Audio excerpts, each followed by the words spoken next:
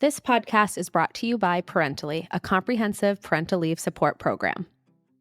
Ever notice how every time someone goes on parental leave, it's hard to figure out how to cover their work?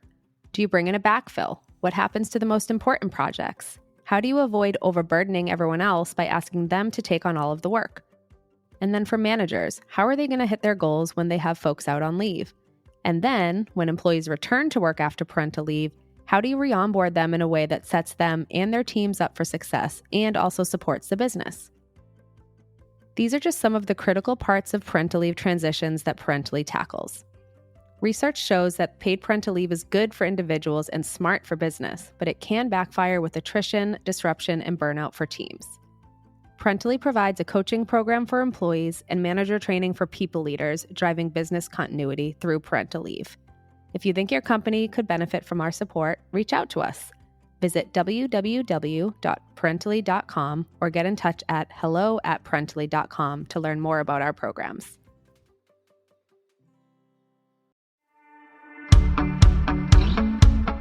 I'm Allison Whalen, and you're listening to The False Trade-Off, a podcast for working parents, HR leaders, and anyone who is committed to proving that working parents can be successful at work and at home, and that it's not an either-or trade-off. Each week, we'll dive into some of the most challenging, complex, and sometimes controversial topics related to parental leave and navigating life as a working parent. Because in order to break the false trade-off, we need to address these topics head-on.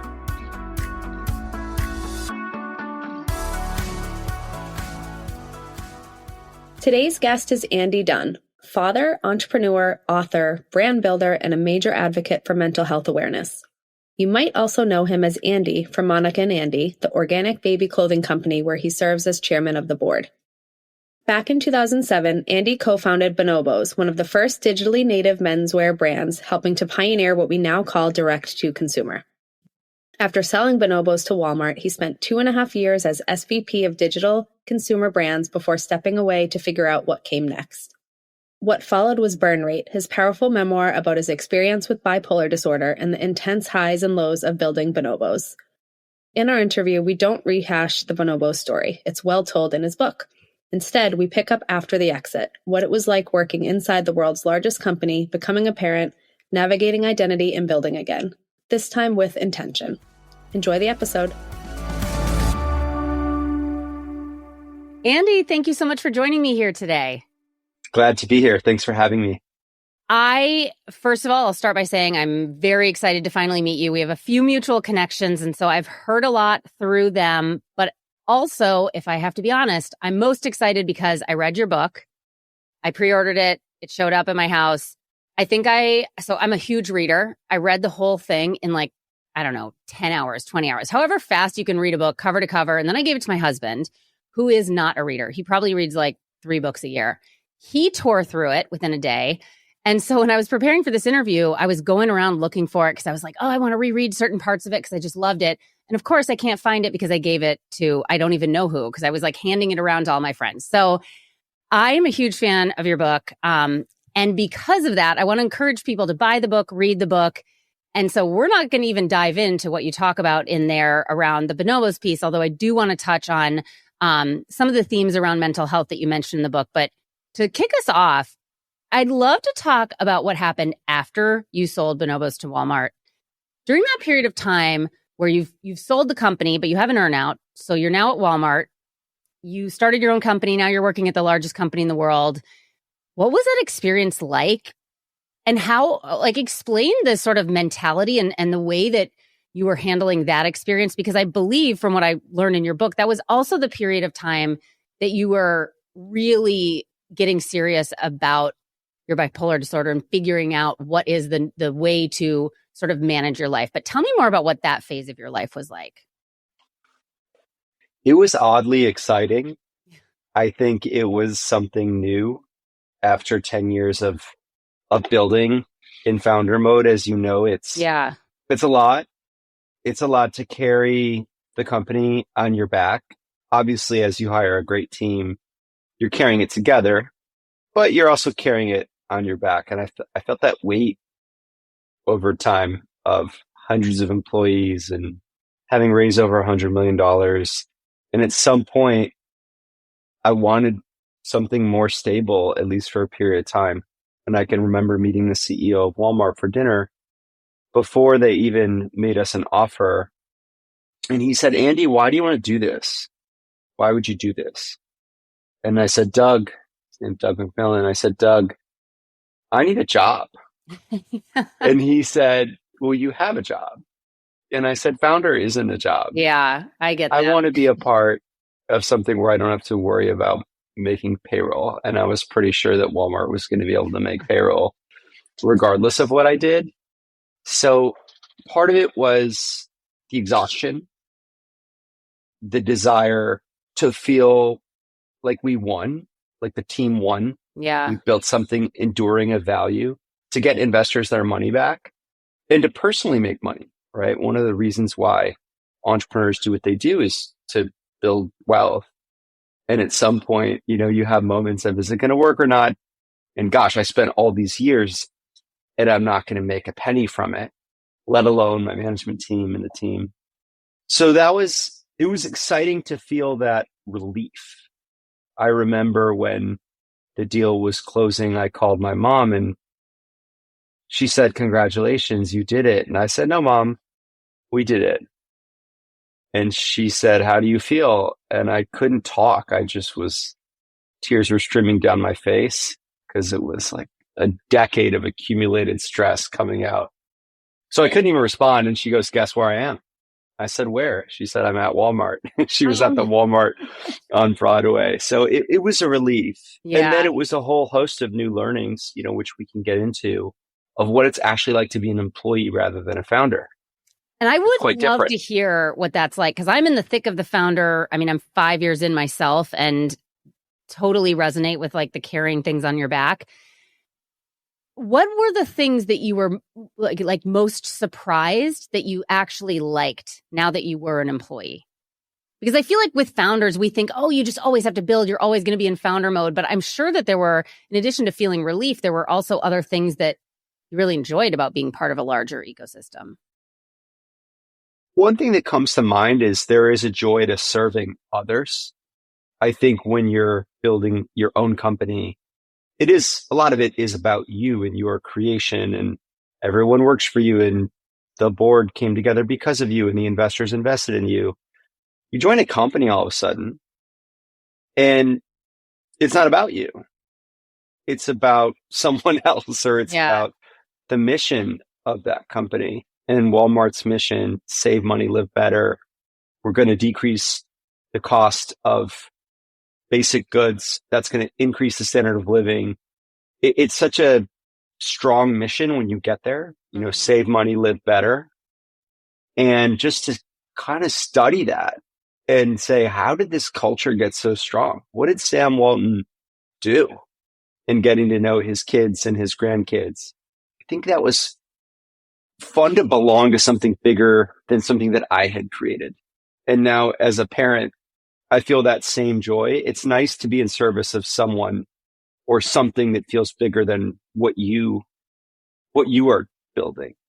And then I think it helps to work for people you admire. And I got both sides of it at Walmart. I got to work for Mark Lurie, who was my boss and who's an amazing entrepreneur. He owns the T-Wolves and the Lynx, and he's got a new company called Wonder, and he's a billionaire. And I just looked up to him, and every day I felt, oh, this is a better entrepreneur than I've ever been. And I get to work for him and learn and soak it in for the next one so I could be more like him. I wanted to be like him. I still do. And so that's cool to look up to someone. It felt like kind of like older brother energy. And I felt the same way about Doug. So I was in sponge mode and I realized how fun it is if you work for people that you respect and admire and how much you can learn from them. I do think it's interesting that you were working for Mark, because while the picture I painted in my head was, oh, you're working for this slow moving behemoth of a company, but you were actually working with one of the most incredible serial entrepreneurs. What are like some of the more interesting things that you learned from him, or maybe even like the things that you learned from him that you think about most now that you're back in founder mode? Yeah, I thought I was delusional as a founder and as a leader until I started working for Mark. And I was like, The scale of this man's delusions about the future is amazing. It's enormous. Yeah. It's like, we're going to beat Amazon. And whether he believed that or not, his conviction was so strong, and he had a strategy for it. And it was supported by math. Mark is really good at math. So he would explain, look, we're going to leverage this Walmart supercenter. We are 10 miles from 90% of America. We're going to beat them in grocery where we're number one. And if we do that, and here are the other pillars of the strategy, we can actually win. And what I discovered was you start to believe someone. And I remembered it from Bonobos. I remember people being like, do we believe him? Are we really going to beat J. Crew one day, which is what we talked about when we were 2 million of sales. And so Mark taught me to dream big, to dream even bigger than I'd ever allowed myself. And, now I'm applying that to what we're doing at Pi. And are you finagling some way to stay in touch with him and be involved in some ways? Or are you like, we had that experience, I learned a lot, and now I'm just laser focused on this?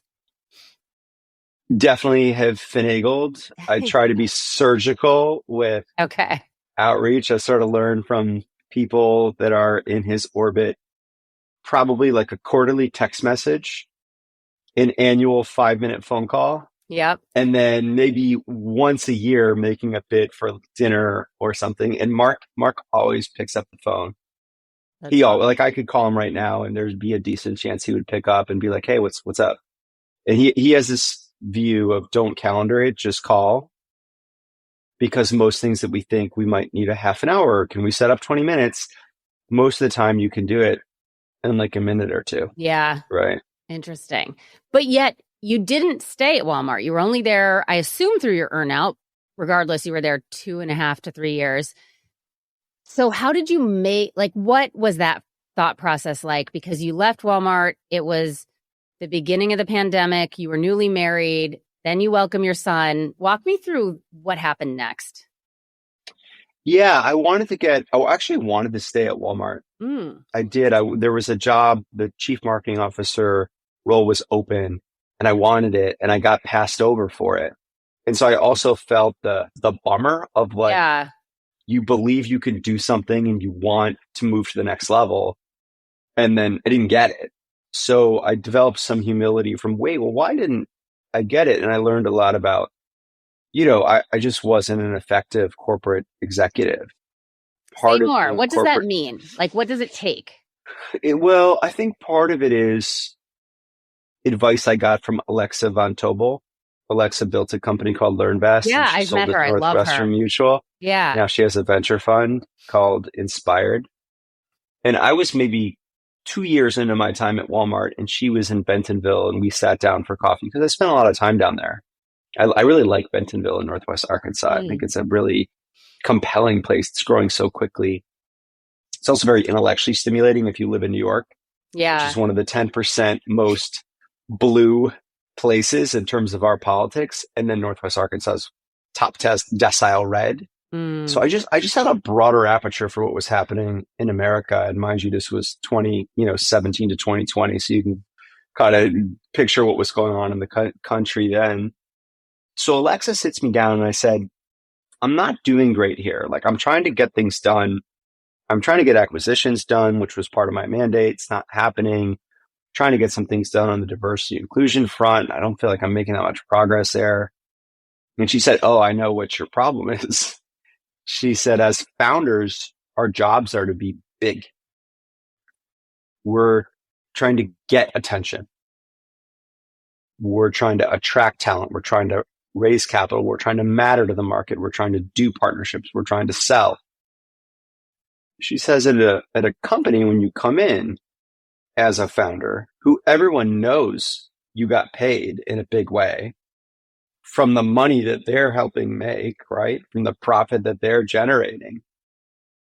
There's a little bit of a bullseye on your back, right? You're kind of coming in as who does he think he is? Yeah. And so what you need to do is put your head down, get your stuff done, and get small. Get small.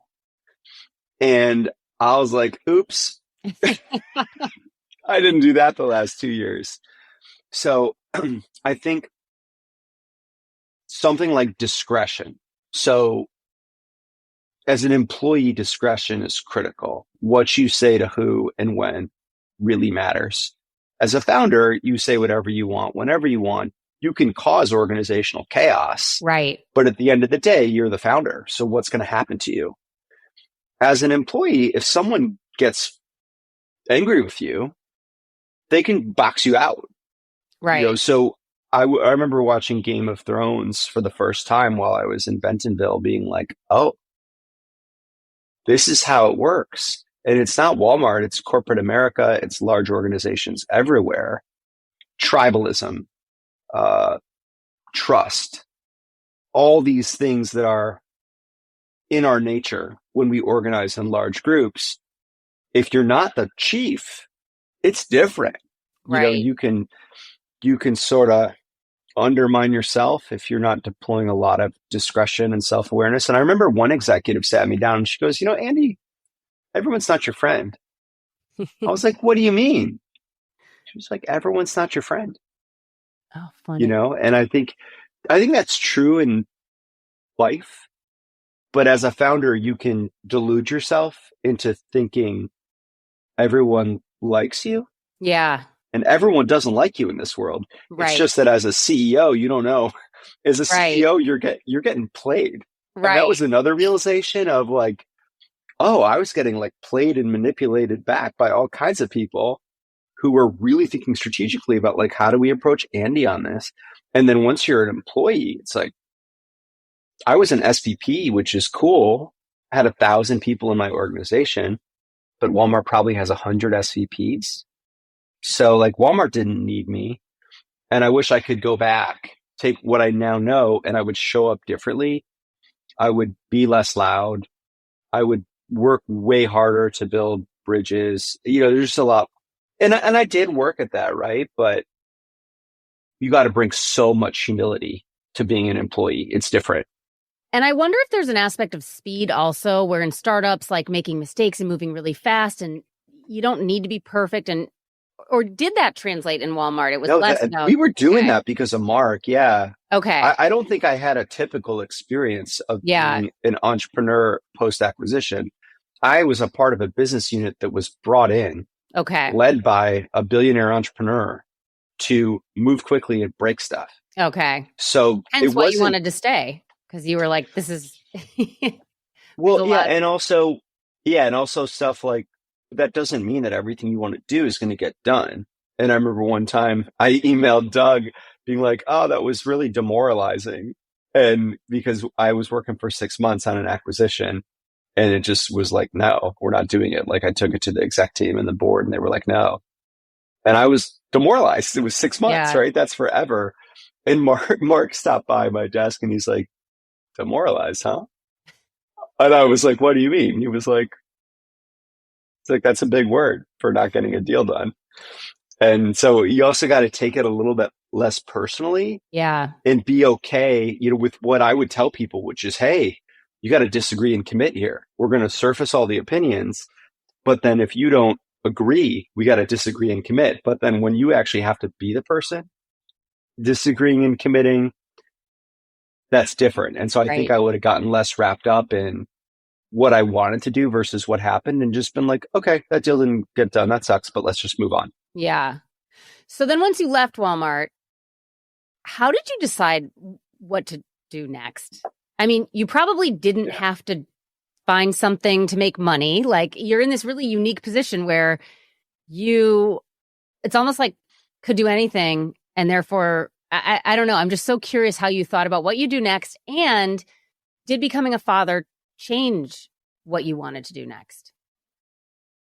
Yeah, I drove my wife nuts because every day I was like, should I start another company or become a venture capitalist? That was the choice that I felt. I felt like I wanted to stay in startups, but should I build or should I back people? Yeah. Because I'd gotten a chance to make a bunch of angel investments and had a little side hustle seed fund. I'd had it for years and I liked that too. I liked backing other people. Candidly, I think it's much easier. I don't think it's easier to be good at it. It's hard to be good at venture. I think only the top quartile of firms outperform the S&P, but it's easy to do. It's hard to be good, but it's easy to do because you're not the one doing it. You're the one backing the people doing it. And I'm not trying to diminish what venture capitalists do. There are some, not most, but some that are quite good. And many of, they work quite hard, but it's just a different kind of stress when you're diversified, right? It's not like if this one thing doesn't work, whereas with an entrepreneur, you're single threaded. Like what you're doing, all your eggs are in that basket. So I tried to do both. And, I kind of went back and forth, and I started this science experiment called Pumpkin Pie. That's what it was called at the time. And I made a lot of angel investments. Like I started making more, I was making one a week. Yeah. I was really going for it. And then I had this awesome moment of, you know what? I need to go back and look at all the investments I've made. And what I discovered was I wasn't that good at it. I say yes a lot. Yeah.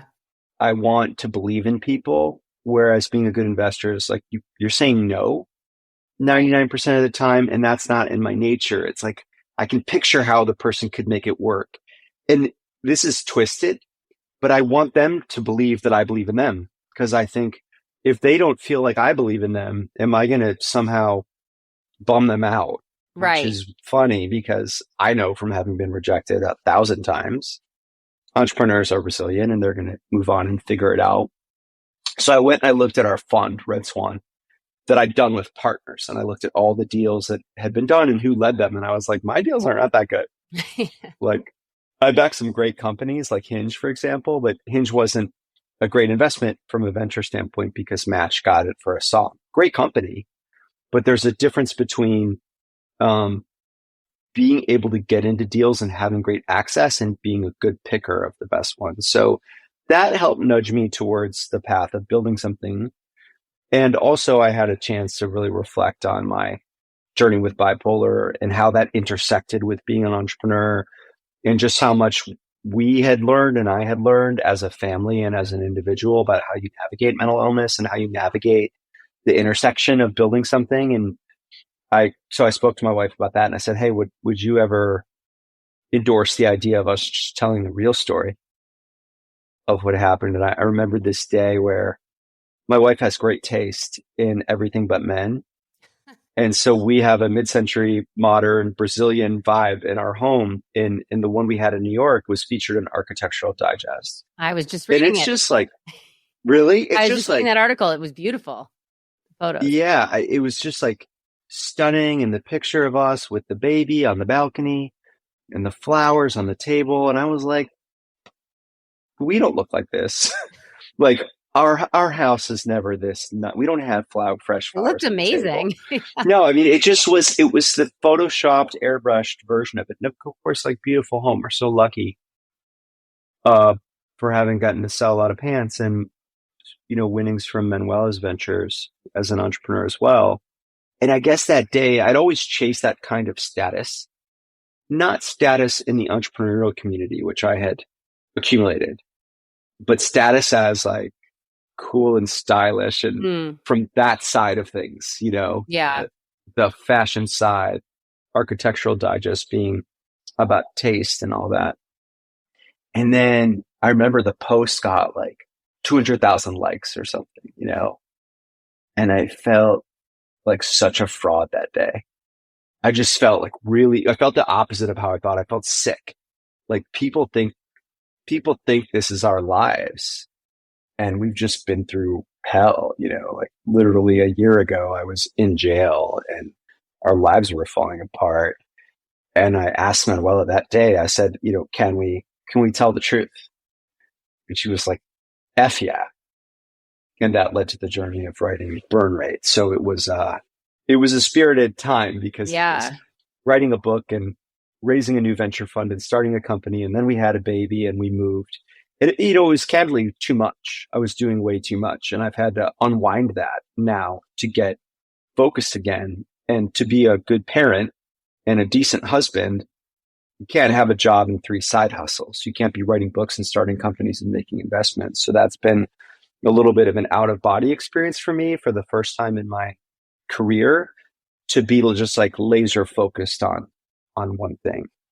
So are you now, would you say, laser focused on Pi? Yeah, that's it. Okay. That's all I do. So I've had to say no and just step aside from a lot of things. So for example, even just being on the board of a not-for-profit, I feel so bad, but I got to go, and telling the founder, hey, I can't help you anymore. Like, I got to go. And so I've had to do 2 of those, or going to my partners on the investing side and saying, I'm happy to be an investor in you, and I'll forward all of my deal flow to you, but I can't dig in. And so as Red Swan 4 is now full, close to fully invested, stepping back there. I get a lot of emails. Hey, can you talk about this? Or let me show you my company, or I have bipolar and can you have 20 minutes? And I've just learned to say, I'm so sorry. I wish I had time. I have like my one-liner. It says, I'm heads down building Pi and focused on my young family. And I send, between 3 to 5 emails like that a day. Whereas before I would have been tempted. Yeah. Just like, yeah, let's set up 15 minutes, right? And every entrepreneur I met, I felt like, I got to take a look at this in case it's good for the fund. Or what if I want to invest in it? Political giving. I did a lot of political giving after the Walmart deal. And I would talk to Congress people and senators and governors. And I got a kick out of like that kind of, I'm talking to the governor of Alaska today or something. Yeah. By the way, it's Alaska. It's not like I never talked to, whatever. But I've set that down too. And there's a bunch of reasons I've set that down. But it's little things like it's like death by 10 to 20 minute distraction, in the context switching, and it's like, well, and my wife helped me with this. I am choosing to not spend those 10 minutes with our son. Like by definition. It is zero sum. So am I going to spend 10 minutes with my son, who already has parents who are working really hard? So it's not like his cup is overflowing with time with us. Or am I going to spend that 10 minutes helping an entrepreneur who I'm probably never going to meet, right? And who, if I invest in, is probably not even going to be a good investment. Yeah. And that it's so clarifying. And by the way, it's still a shit show. Like our lives are still a shit show, even with clarifying down to one thing. And then the last thing I'd say real quick is I just noticed that the best entrepreneurs only do one thing. Like we did a good job with Bonobos. I'm proud of it. But from spending time with Mark Lurie or Ev Williams, who's a big investor in Pi, they just do one thing. Right. They're not dabbling. They're not investors and entrepreneurs. Yeah. It's so interesting how you talk about also everything that you say yes to, you're saying no to your son, because I imagine there's also this like really powerful improvement in how you show up for Pi as well. Because if you didn't have that pressure of your son, you would probably be saying yes to all of these other things. And that's also taking time away from the one thing that you should be working on in your 9 to 5 in quotes, so to speak. So much to say about that.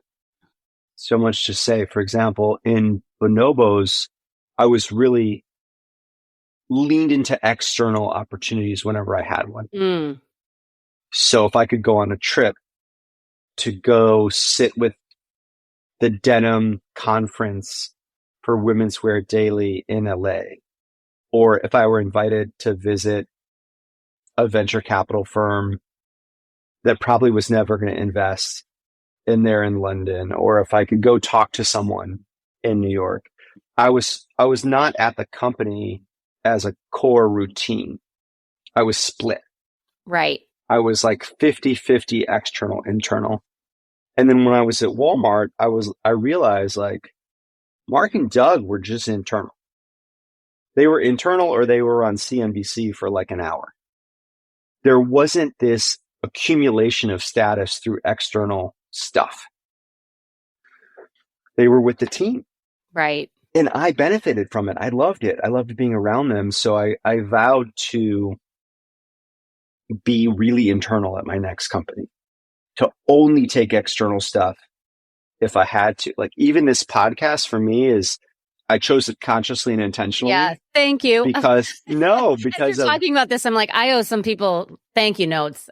No, I chose it very intentionally, and I hate to sound like the way that this sounds, but I turn down 9 out of 10 podcasts now. Yeah. Because I don't, my story's out there. Like, candidly, people can find their way to it. So it's really just like an ego boost. And that's a similar kind of a trade of I'm choosing to spend an hour externally rather than, being in a meeting talking about product or prepping for the senior leadership team meeting that's coming up. So I love the Claire. It's nice to be 46 years old. Yeah. Like, I like being old. I like being older.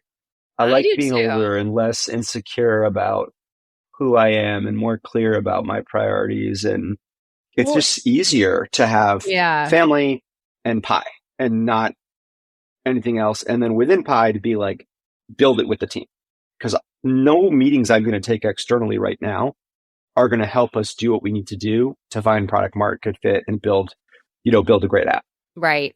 And you're clarifying something for me as well, because I'm 41. I have 3 very young children and started the business as a mom. And so I find myself all the time thinking, if I were not a mom, I would not have turned down that party that Glamour hosted in DC with all these politicians that I love to hear about. But it had absolutely nothing to do, a little bit to do with our business, but you're right. There's all these cool things that when you're a founder, you get asked to do that I tell myself, oh, it's brand. And now I'm turning them down because I just can't go. But I don't have the comparison, or I guess I didn't think of it as that's actually like good. Like, I only think about, oh, this would be so different if I didn't have children, almost in like a negative way, for all those cool, flashy, fun things that I don't get to do. 100%. And I remember talking to one of my board members at Bonobos about this because he was aware that I was spending a lot of time with other entrepreneurs and was investing as a side hobby and had a venture fund. And he's this French guy, amazing, very successful. And he would say, why do you spend so much time with other entrepreneurs? What about your team? And I said, and I got extremely defensive because I used to get very defensive in general. And I've learned to just get curious when people say something like that now. Now I say more. That's my default for when I feel defensive is just take a beat and learn even more about why that person is saying it. And he was like, no, I just have noticed best entrepreneurs don't spend time with other entrepreneurs, spend time with their team. And I said, Charles, look, I'm working 60 hours a week. And so if I'm taking breakfasts and meeting someone at night for a drink, why do you care? Like, you have a family and you spend time in the evenings with them. Would I ever tell you not to spend time? And you would think I just checkmate, won the argument, right? And he goes, no, what I just heard is you can't get married then. It was like a brilliant comment, because now that I am married and am a parent, he was right. Yeah. You gotta pick, right? And there's sort of the list that people say of you have your work, you have your family. If you do, you have your friends, you have your hobbies, and you have exercising and taking care of yourself. And you get to pick 2 of the 5. Mm-hmm. And I think there's some real wisdom in that. Yeah. And I'm trying to squeeze in the exercise, but it is hard to do more than 2. And things like friendship and hobbies do go to the side, which is part of why, I'm building what I'm building now, because I don't have a lot of time to go find friends. I have a very small amount of time to have platonic friendship in my life. And, how do you do that at our stage when you move to a new city? So this is a perfect, and I know we are over time, and I know your time is precious. I want you to talk a little bit about pie. Why is this the thing that you chose to do? You choose to focus on one thing. Why is it this? And what is next? And maybe even just give a quick description, because I could describe it, but you'll do a better job than I will. Pie's pretty simple. Our mission is to defeat social isolation and help people make friends. And the reason for it, and what I've learned about entrepreneurship, is it's kind of hard to solve a problem that you personally don't have. And this was a problem that I had very acutely when we relocated from New York City to Chicago. 3 years ago. And what I realized was, first, it's hard to acknowledge that you don't have friends. Yeah. Because my whole life, I've been lucky, I've been blessed. I've had friends. You have friends growing up in school, and then maybe if you're lucky, you go to college, more friends, and then you go to a job, more friends, and then you go out, Yep. And New York City, I'd been there 15 years. My whole world was there. Like all the people that I spent time with, all the Bonobos people, my single days, my married days, our couple friends. So it was, my cup ran over. There was always something to do. There was always an invitation. There was always people that wanted to get together. I came to Chicago and I just was like, oh, this is great. My family's here. My sister's here. My parents are here. I'm moving with my own family. And then I was talking to my psychiatrist one day. I was a little down and he was like, hey, just a question for you. When's the last time you had dinner with a man? And I was like, well, what do you mean a man? He's like, when's the last time you had dinner with another male? I'm like, my dad? He's like, no, not your dad.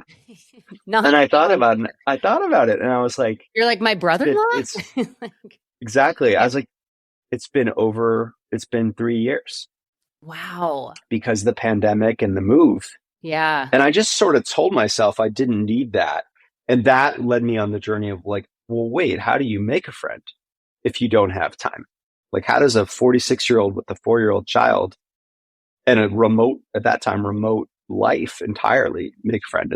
And that was this, that is what brought us towards what we're doing now at Pi, is trying to solve that problem. Do you feel like the highs are still as high now that you're doing this another time and you've had so much success before? No way. The highs at Bonobos were too high. Yeah. It was, we're going to beat Amazon tomorrow, right? Like it was just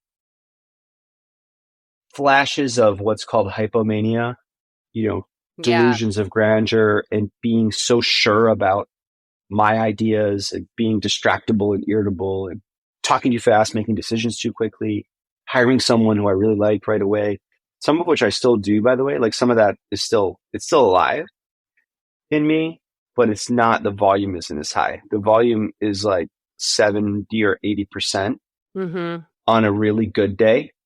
Whereas before, sometimes it would be 90%, or 95. And then, I'd be sleeping maybe 3 to 4 hours a night and I was drinking a lot, all that. And now I'm pretty religious about averaging at least 7 hours. Yeah. And so I'm just more calm. Like I got a note an hour ago from someone on my team who said, hey, something's been bothering me and here's what it is. And what I would have done at Bonobos is I would have pushed back and actually said, this is like your fault and here's why. And I kind of think 80% of it is on this individual, but she's also open to that conversation if I approach it in a way that is bilaterally curious and free from judgment or a sense of righteousness. And so I just wrote her back and I was like, totally hear that. And I can see that dynamic. Do you want to talk about it at our senior leadership meeting with everyone, or do you want to have a quick like sidebar on a later day? And it was just so easy. Whereas before I would have gotten like really like riled up. Yeah. Just really riled up inside. So it's nice to be like, I'm not like steady Eddie, but my zone now is I can get like a tiny bit depressed and I can get pretty excited. Whereas before I used to be like way too excitable and really depressed, depending on the season of the situation. And I feel like in your book, you talked a lot. Now I'm not remembering if you explicitly said this or if this is my interpretation of, you used those periods of, manic periods to really drive a lot of innovation and get a lot done. Does it feel weird to now not have that? Like, how do you figure out a new way of working without that? I don't know. I just feel like so many people look back at the way that they know how to work and you think that that will get you to success. So how do you find a new way? Or is that not even a question you ask yourself? No, I definitely asked myself the question. It's cool. It's actually better. because I have the grandiose ideas, but I approach them a little bit differently. Like at Bonobos, I would have an idea and just go start doing it. And now what I've learned is, no, I got to bring people along. And by the way, they may not think it's a dumb idea. And I need to make space for that dynamic. Like last week, we had a leadership team offsite and we did a whole exercise on our strategy. And I told my team, I was like, I kind of think I know what I want to do. So what do I do here? Like, do we have the meeting? Because I feel like it's sort of kabuki theater. You know, like I don't want to pretend. And it was sort of, no, let's have the conversation, because even if we decide to go that route, or you decide, like we talk and you decide, we'll be more committed to it if we had the conversation. And I was like, all right, I feel like we'll be done with this part of the meeting in like 10 minutes. And then it was 3 hours and it was a really good discussion. Because by the way, I'm not the smartest person in the room. I have the most power. Right. But what a really powerful person does is they know they're not the smartest person in the room. And you surface ideas from other people and you consider them. You get clear on whether it's a consultative decision or a consensus driven decision. It's important to say, look, I'm going to make this call. So let's have the discussion. First is like, oh, I think we all need to be aligned on this. Those are two different kinds of meetings. Just feels so much healthier to have a different process, the same grandeur. Yeah. The same energy underneath, but just so more chill about it. Yeah. More chill about the way I go about it. We are way over time than what I told you I was going to get you out of here. I had a whole rapid fire at the end, which I'm not going to put you. I'm okay personally. Okay. I'm okay personally through 2:00, but I know you do these as 30 minutes. I don't know how you edit them. So I'll leave it to you to decide. I mean, if you'll let me keep going, I'm going to keep going. I almost feel bad that I didn't ask you about Bonobos, but I'm glad you said your story's out there so people can go read the book. It's so out there. Yeah, the book is phenomenal. And so I'm like, I read all that. I had other questions more about Pi. I guess and maybe let's talk a little bit about fatherhood. When you were writing your book, did you already have your son? And were you thinking about what he would take away from the book? Because I couldn't figure that out when I was researching. I was aware he would be reading it one day, and that did influence a couple of things I didn't put in. You know, I was going to ask that. If you read this book, it doesn't really feel like I left anything out, but I left a couple of things out. Or I remember reading Green Lights by Matthew McConaughey, and he kind of doesn't kiss and tell in the book. And that guy clearly had a pretty good run. You know what I mean? Like he's probably got some good stories from his bachelor days, and he just doesn't go there. And so I thought, there's a lot to leave out here. And to also out of respect for other people who didn't, even though I disguised most people where I needed to, I did leave some things out. In terms of writing it, I was working on it while Manuela was pregnant. Okay. And he was born during the process, which was kind of cool because I remember I was so worried about becoming manic due to his birth. Because the problem with mania is, and I mentioned this in the book, like I think the pernicious thing about it is it can come from a positive life event. Right. I think it's the Japanese who say mania is the flight from depression, that depression is so debilitating that when you come out of it, you want to run as quickly as you can to never go back. And if you're not well, the depression's really severe, which tends to mean the highs are equally severe. And I was just, as we all know, a dad's job at the time of the birth of a child is to be the most solid. Right. Right. Because the baby's pretty new to the party and mom is going through so much. So I just the last thing I want to be is a liability. Andy's headed to the psych ward. Right. While, my baby's down the just picturing it from Manuela's standpoint and so I was really dialed on making sure my regimen was good. You know, and luckily I'd been on that journey for 3 years when he was born. And then we could get into a bunch of stuff. I think I always wondered, could I be a parent? Would I pass this on, this terrible illness? It's genetically heritable. Would I be, how was I going to be a dad when I was depressed? Like I knew that depression was a part of my cyclicality. And God forbid, what if I'm in psychosis? Am I going to hurt him? Like, so it took a lot of work to be like, no, I'm going to be pretty good at this. Like if something unexpected happens, okay, but it's not going to be this because this I can expect. Right. You know what I mean? Like you don't get surprised by tornadoes if you live in Kansas. Yeah. Because you know what I mean? Yeah. You're and prepared. Bipolar is a tornado. Yeah. Bipolar is a tornado and I live in Kansas. So if it's an earthquake, I guess there's earthquakes in the Midwest sometimes. Like, okay, that let's let that be the surprise, but no, not the tornado. That's a great way to put it. I had to finish the sentence that I had written down. Becoming a dad made me realize that I am terrible at blank. Oh my God, I have such a long list. I'm trying to figure out which one is the most incriminating. The two things that come to mind are self-control and empathy, which are pretty important to parenting. Well, like one thing I struggle with now is my phone addiction.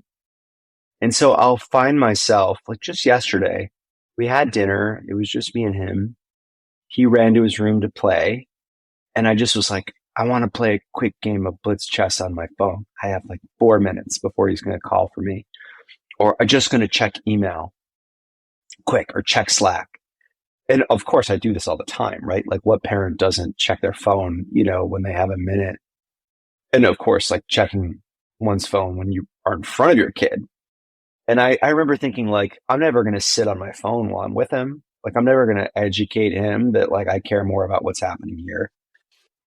You know, we're lucky we have good childcare and everything. And so I'm going to shield him from that. And then when I'm with him, I'm going to be present. But I actually find it like very difficult to be present. Yeah. And for example, he'll say like, Dad, play with me. Yes. My sister and I talk about this all the time. And I'll be in the room with him and I'll be like watching him. Right. I'm responsible, but like I'll just be sitting there and like daydreaming. And I like to sit on a chair in his room and watch him. And he'll be like, Dad, come here and play with me. So it was just an interesting example that this morning I had the self-control to leave my phone by my nightstand. I didn't check it before so I didn't get the train going. Like I didn't check what was on it because why do I need to check it at 6 if I can check it at 8? And I sat with him and we did magnet tiles on the kitchen table while we had breakfast. Of course, he didn't want the cottage cheese and toast I made him. Of course. So we solved that problem. But then I was like, what do you want me to make? And he was like, a haunted house. So while he made the whatever, I made the haunted house. And it was so special, right? You know, he really enjoyed the haunted house, you know? Yeah. It made a difference in his day. Like that was a really good part of his day. For me, it was kind of a part of my day I didn't enjoy. Like I didn't want to make the haunted house.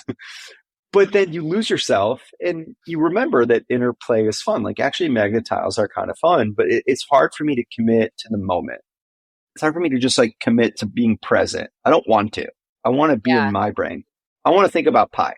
I don't want pie. Yeah. But being a dad isn't thinking about pie. It's about playing. And I see that come naturally to a lot of other parents, or I feel like it does. I'm so envious. Like I have a number of my friends, like to a person, my friends from college, I feel like they're all better dads, which is also a bad narrative. Like I don't want to tell myself that story. Yeah. But they just like, they cook and they play and they coach sports. And I'm just like, I don't want to do that. Yeah. I want to work. Right. I want to work and come home for dinner and be a patriarch and be like, how was your day, son? Yeah. And I ask him like, how was school? And I've learned like 4-year-olds don't know how was school. Like that's not a thing that they want to do. Like not in that way. Right. Right. It's like, I need to relate to him the way he wants to relate to me. not the way I want to relate to him. I'm kind of waxing poetic about something I feel like all parents understand. I think it's interesting too, because my oldest is almost 8, and I just think it also changes so much when they get older. And I hear a lot of my friends talk about this too, of like, I didn't like being a parent when they were young.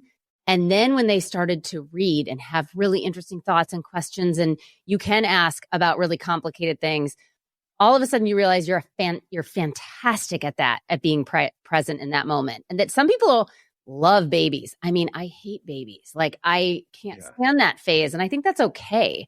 And totally okay. Yeah. So I totally get that. I know we are almost out of time. See, the rest of the lightning round, I actually asked you most of these already. Something I love to do with my son. It happened just last night. We listened to new songs and we talk about what the songs mean. It's very fresh. Like, where we talk about the lyrics, like yesterday we were talking about Harry Chapin, Cats in the Cradle, and how it's about a father and a son, and the son wants to be like the dad, and then later the dad realizes the son is like or we went through Eternal Flame by the Bangles. Yeah. And it's about loving someone and loving someone forever. And I was able to say to him, that's how I feel with you. I feel like it's an eternal flame. Like, I love you so much, and it's never going to go away. This is eternal. And kids, and like, you just can see it land in a good way, right? Yeah. Like, just that meant something to him. You can't really say it, but I know he was like, my dad's going to love you forever. That sounds like a good program, Yeah. Oh, that's so cute. The other things I have is one thing I swore I'd never do it as a parent, but definitely do. I think I mentioned the phone, but I'll give a new one, which is just like rejoice in feeding him junk food. Like, in the first while, it was like, we just didn't. Right. And last night I was like, you want to have Wendy's? Yeah. And he was like, yeah, Popeye, Wendy's. And just like with joy, it's like cheeseburger, fries. Let's have a Frosty. Yeah. I just, you're like, how it's fast? Bad for him. It's bad for him, but he likes it, and it's fast for me. I just didn't see that coming. Yeah. Fatherhood has made me softer about blank and harder about blank. Oh man, I would say it's like the same answer, which is disagreements with my wife, where like sometimes I have more empathy for how hard it is because I know how hard it is. And then sometimes I'm harder about it. Yeah. Like the other day I was like, you don't know how to put him to bed, like just move him along, and it's like, well, that's not very empathetic. I know how hard it is. And she came in last night and I was like, didn't brush, didn't change, hasn't gone to the bathroom. And so it's like kind of a hypocrite. And then other times I feel so tender towards her, of like, gosh, like I know it's a lot right now and you're dealing with that at work, and like, don't worry, I got it. Like, yes, go on that trip, take another 2 nights or whatever. So that one's hard. It's just the relationship with her as we parent. I think parents implicitly understand, like, it gets better and it's worse. Everybody knows that. You share in the challenge, and you're like kinder to each other. And then at other times you like are sharing the challenge, but you're less kind to each other. And I think that luckily we both do it. That's a good answer. Last one example of how being a dad has made me better at work, which you've already shared some of those, but if there's anything new you wanted to add in for the final question. I think you'll like this one. Work doesn't matter. Yeah. Like, I just know it doesn't matter that much. It's just like, every parent's like, you have a moment of thinking your child has a health issue, right? Like, you get a call or you hear something from the doctor, get a text about something. Yesterday was with my niece. She's going through something. And all of a sudden you're like, all that matters is the health of my child. And then at work, sometimes you can get work done, but it's like, it's just a company. Right. You know what I mean? Like, who cares? Freeing with that. It's just a company. You know what I mean? Like, everyone who works at Pi is employable. The people that put in money are rich. Yeah. Like, part of venture capital is you lose money on 40% of your deals. I can go do something new. Like, it doesn't matter. It matters so much, and yet it doesn't matter at all compared to what really matters. My husband is going to insist that I listen to that on repeat every night because this is what he's telling me all the time. And it's like, I know it intellectually, but it's so hard to. It's so hard. You want to hear something crushing? Just a really quick story to end this. I recently met someone that worked very closely with Steve Jobs, and he was on all the iPhone launches. And he said, everything you've heard about Steve is true, except he was 10 times worse. He was horrible to us. And now he said, my son is going to college and I have so much regret that I gave my time to Steve Jobs rather than to my son. Ugh. And he said, I would give anything to have quit working for that asshole and have been more present with my son. And he's like, by the way, my son thinks I'm a good dad. Like, he doesn't have any issues. He's going off to school. We have a great relationship, but I know that I can't get those years back. And he's like, I would kill to go back and have a 4-year-old. And it just was like, gosh, the wisdom of perspective, like, it's like we don't have the wisdom when we need it. We only have it later. And I went up to him later in the day and I was like, you changed my life, because that's going to help me. That's going to help me a little bit. Like, I'm going to try to show up a little differently. And I mean, look, that was 3 weeks ago. Yeah. But, changed man. Just, I gotta remember that. It's just so much wisdom in what he said. Yeah. So. Well, thank you so much for your time today. I know I totally took advantage of your generosity with your time. But I'm glad we got to talk about all of these topics, because I did do a lot of research to see how much you've spoken about fatherhood, and you haven't a ton. So this was really fun. And I think on just like a personal level, to be able to talk to somebody who had so much success, who had so many learnings, and now the stage you're in, I just think you're in a really fascinating period of your life. And so this was really fun for me. So thank you so much for your time. Thank you so much. Thanks for listening to this episode of The False Trade-Off. Make sure to subscribe if you like what you heard, and give us a follow on LinkedIn to continue the conversation on all things working parenthood and parental leave. Is there a topic you'd love us to cover in a future episode? Drop us an email at hello@parentally.com. And if you're looking for support on preparing for parental leave, head over to www.parentally.com. We have checklists, guides, and other free resources to help you make the experience a little bit easier. That's PARENTALY.com.